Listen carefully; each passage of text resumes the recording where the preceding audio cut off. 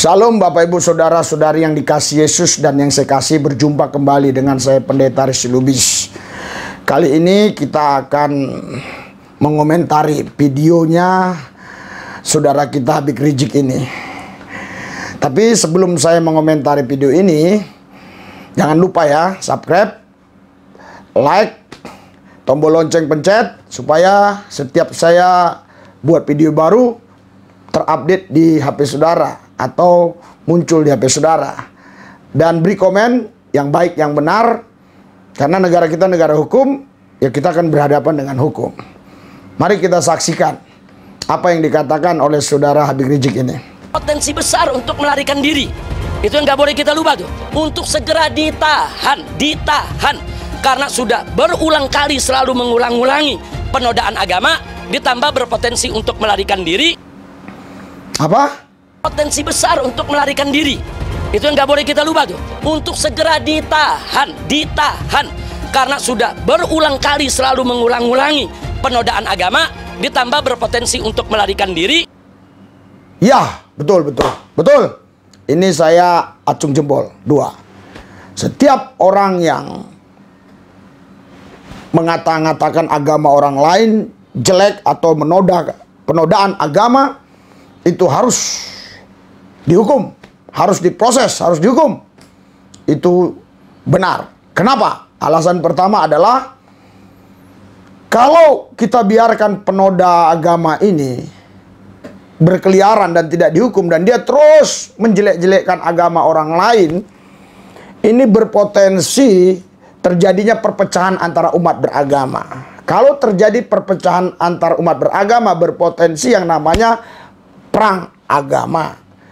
Kalau terjadi perang agama, tentunya masalah ekonomi, masalah keamanan, masalah hubungan antara keluarga, pasti terjadi satu masalah yang luar biasa sekali.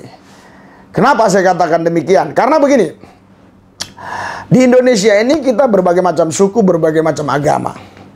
Kalau satu keluarga oke lah, kalau dia lahir dari suku Jawa, pasti kan kakaknya Jawa, adik-adiknya Jawa-Jawa. Kalau dari suku Batak, ya Batak, kan begitu kan. Tapi kalau agama memang satu suku bisa berbeda-beda. Contoh gini ya, contoh sederhana saja. Saya kan marga Lubis. Kami ini kan sekeluarga sebenarnya dulunya Islam. Tapi berjalannya waktu, saya ikut Yesus tahun 1996. Keluarga saya satu persatu ikut Yesus. Jadi sudah 50% lah ikut Yesus begitu. Ada 50% lagi yang belum ikut Yesus. Kalau terjadi perang agama, ini kami jadi bermasalah yang paling berat. Kenapa? Karena kami kakak beradik, tapi agamanya berbeda. Padahal kami dilahirkan dari rahim yang sama. Ayah kami satu sama, ibu kami satu yang sama, tetapi kami berbeda agama. Ini makanya saya katakan, kalau penoda agama itu dibiarkan berkeliaran, tidak bisa.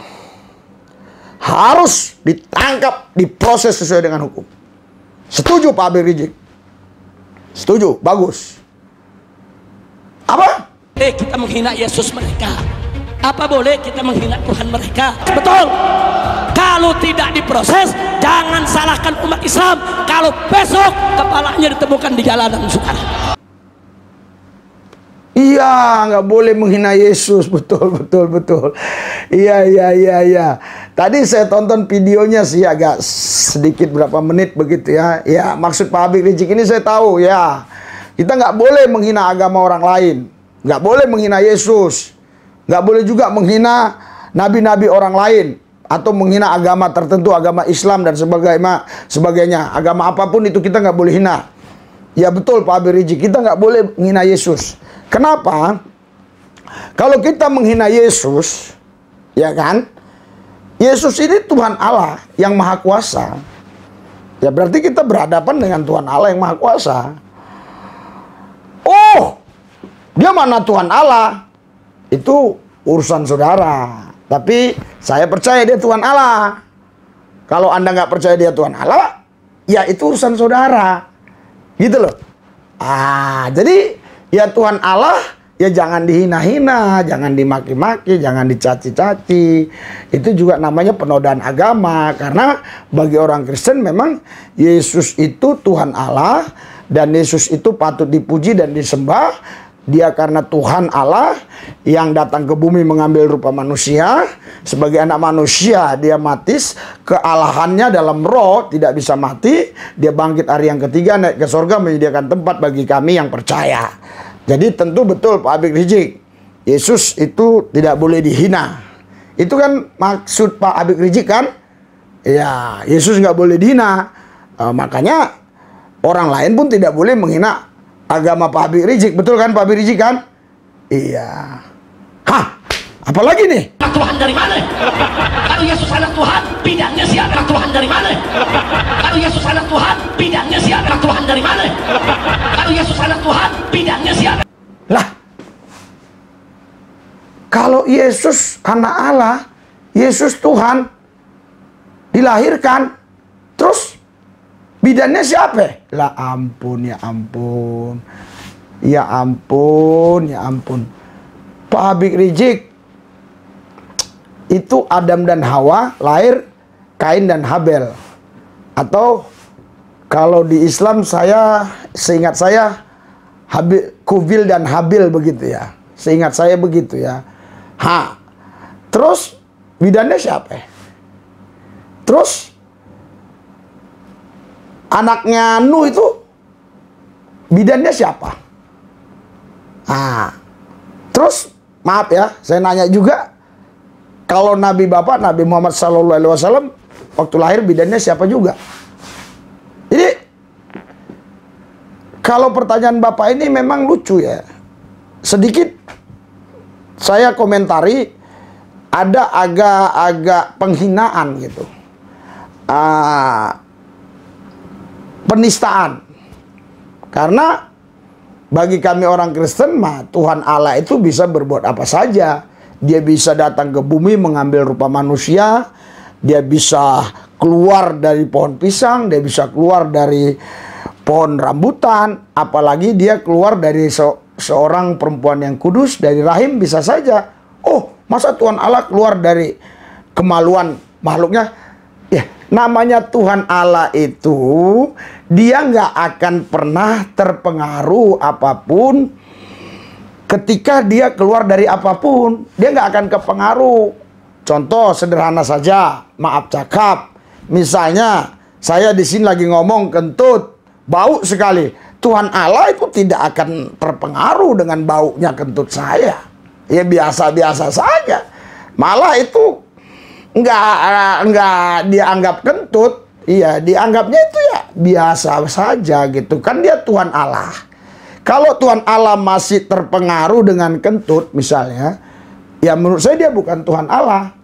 Misalnya lagi, sekali lagi ya, saya ada di toilet, terus saya lagi buang air besar, maaf cakap, terus saking sakitnya saya bilang, Yesus tolong saya Tuhan Allah.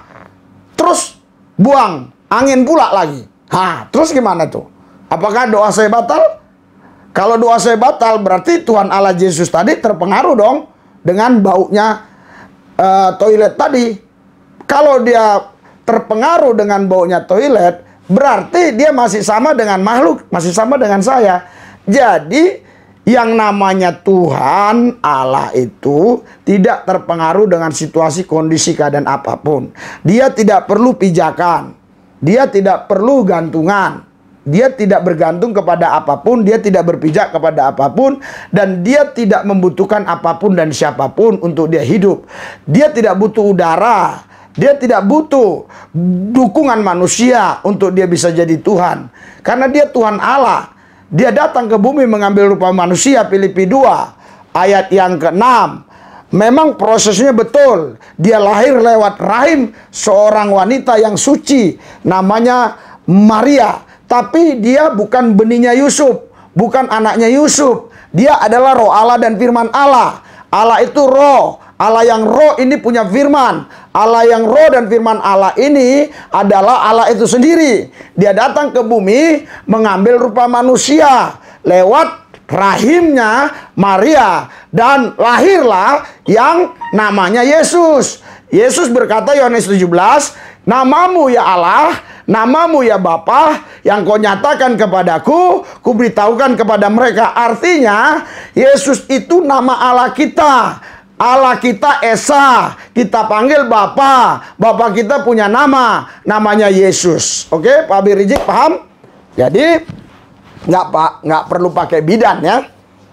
Zaman sekarang pun ada orang-orang tertentu yang lahir nggak pakai bidan. Contohnya beberapa waktu yang lampau itu lahir di pesawat, itu nggak ada bidan, bisa lahir saja begitu. Ya oke. Saudara, Bapak Ibu sekalian, jangan berhenti sampai di sini. Anda lihat ini pembangunan rumah misi yang mulai dibangun kurang lebih sebulan yang lalu dan terus berlanjut. Dan saya baru dapat laporan 3 hari yang lalu, progresnya luar biasa. Oke, lihat ini. Dan yang mau dukung, silakan dukung. Tuhan Yesus memberkati saudara. Kita persembahkan ini untuk rumah misi, di mana orang-orang yang memang membutuhkan bimbingan, yang membutuhkan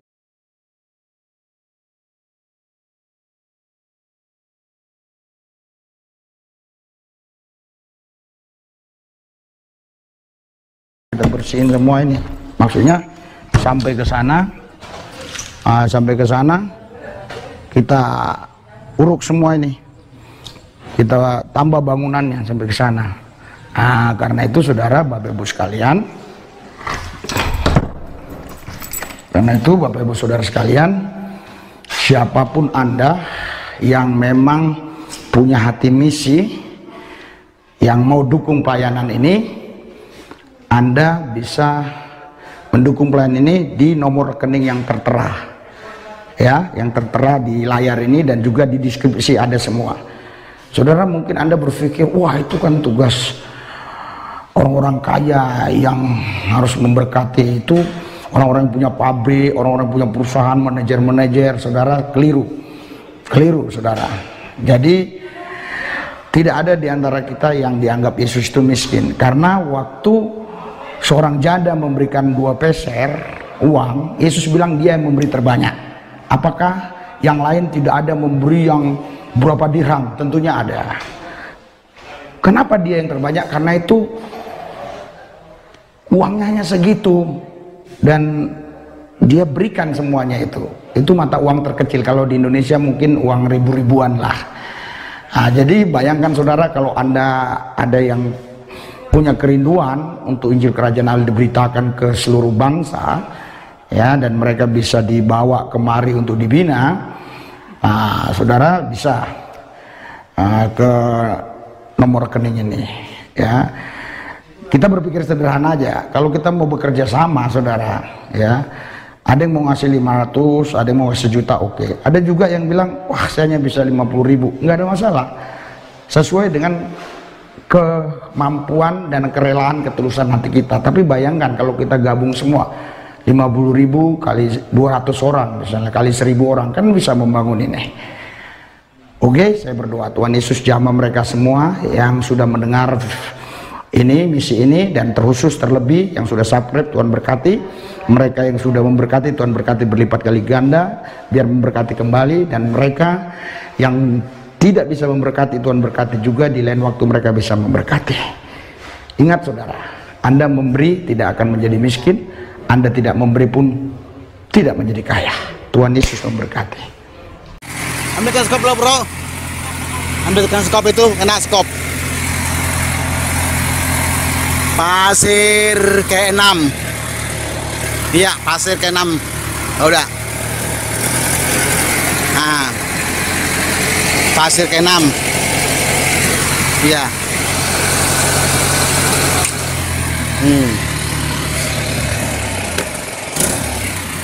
Oke, terima kasih. Selamat siang, Tuhan memberkati. Pasir ke-9. Iya, pasir ke-9.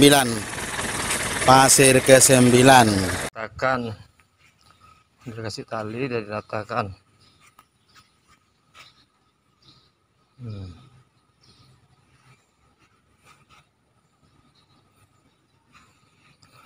Udah diratakan, tinggal besok pengecoran.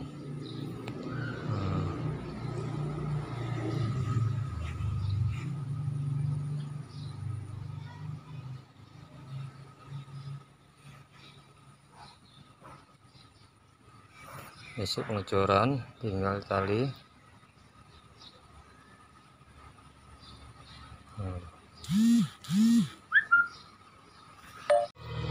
Sudah dicor, sudah selesai dicor. Tinggal kiri kanan, semen habis, tinggal kiri kanan. Kalau besok ada semen, kita semen lagi. Oke, terima kasih. Pasir sudah habis, mau dipesan lagi Pak. Semen pun hari ini habis nih. Udah pakai 4 sak, ini 5 sak semua ini. Sudah disemen. Tinggal 1 sak lagi ini. Udah diaduk 4 sak, tinggal 1 sak lagi ini. Tuh tinggal 1 sak. Ini udah disemen, tinggal 1 sak lagi. Pasirnya habis Pak. Ngaduk lagi saya nih. Tuh udah sama depan udah 6, 5, 11, 15, 21 sak semuanya. Semen.